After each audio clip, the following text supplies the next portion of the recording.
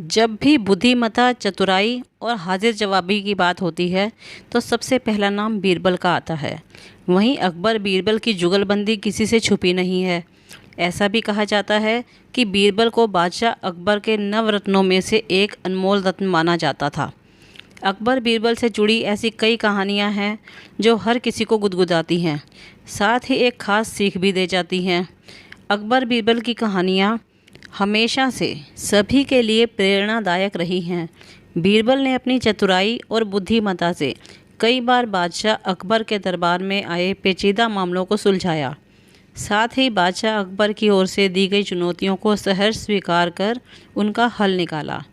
बेशक ये किस्से कहानियाँ सदियों पुरानी हैं, लेकिन वर्तमान में भी उनका महत्व कायम है। अगर आप अपने बच्चों को मानसिक रूप से मजबूत बनाना चाहते हैं या उसे यह सिखाना चाहते हैं कि कैसे हर समस्या का हल शांत रहकर व दिमाग का इस्तेमाल करके किया जा सकता है, तो अकबर बीरबल की कहानियों से बेहतर कुछ नहीं है। हमारे कहानियों के इस भाग में पढ़िए अकबर बीरबल के वो किस्से और कहानियाँ जो बच्चों के जीवन को सही दिशा देंगे। एक बार की बात है, बादशाह अकबर के दरबार में उनसे नौकरी मांगने की फरियाद लेकर एक व्यक्ति पहुंचा। उसकी कुछ देर बातें सुनने और बुद्धि की परीक्षा लेने के बाद बादशाह ने उसे चुंगी यानी टैक्स वसूलने वाला अधिकारी बना दिया। बीरबल भी उस दरबार में मौजूद थे। उन्होंने उसे कुछ देर ध्यान से देखने के बाद कहा कि बादशाह, यह व्यक्ति ज़्यादा ही चालाक लग रहा है। यह जल्द ही कुछ न कुछ बेईमानी ज़रूर करेगा। होते होते कुछ समय गुजरा और तब तक उस व्यक्ति ने टैक्स वसूलने का काम पूरी तरह संभाल लिया था। एक दिन बादशाह अकबर के पास एक दो व्यक्ति उस अधिकारी की शिकायत लेकर आए। शिकायतें मामूली थी, इसलिए उन पर ज़्यादा किसी ने ध्यान नहीं दिया।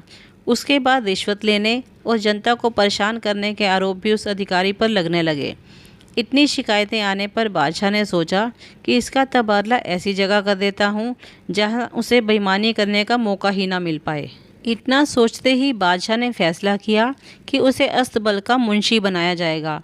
फिर अकबर ने मन में कहा कि अब घोड़ों की लीद उठवाने के काम में ये क्या ही बेईमानी कर पाएगा। वहाँ मुंशी के पद पर पहुँचते ही उस व्यक्ति ने फिर रिश्वत लेना शुरू कर दिया।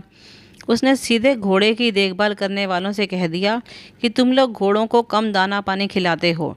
इसका पता बादशाह को चला है, इसलिए मुझे लीद को तोलने के लिए भेजा है। अब अगर लीद का वज़न कम हुआ तो सबकी शिकायत बादशाह से कर दूंगा। इस तरह से उस मुंशी से परेशान होकर हर घोड़े के हिसाब से उसे 1 रुपये लोगों ने देना शुरू कर दिया। यह बात भी कुछ समय बाद अकबर तक पहुंच गई। उन्होंने मुंशी को सीधे यमुना की लहरें गिनने का कार्य सौंप दिया। फिर बादशाह के मन में हुआ कि अब यहाँ तो यह कोई बेईमानी कर ही नहीं पाएगा।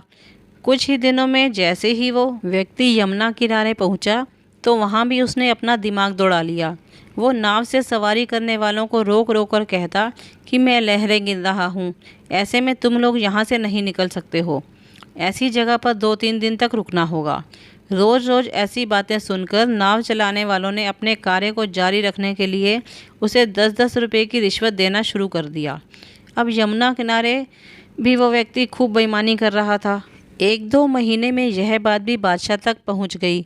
तभी अकबर ने एक लिखा हुआ आदेश भिजवाया, नाव को रोको मत, जाने दो। वह व्यक्ति चतुर था। उसने बादशाह के आदेश वाले पत्र को नावों को रोको मत, जाने दो कर दिया था। इस थोड़ी हेर फेर के बाद उसने अकबर का आदेश वहां टंगवा दिया। आखिर में उससे परेशान होकर बादशाह ने उसे नौकरी से ही निकाल दिया।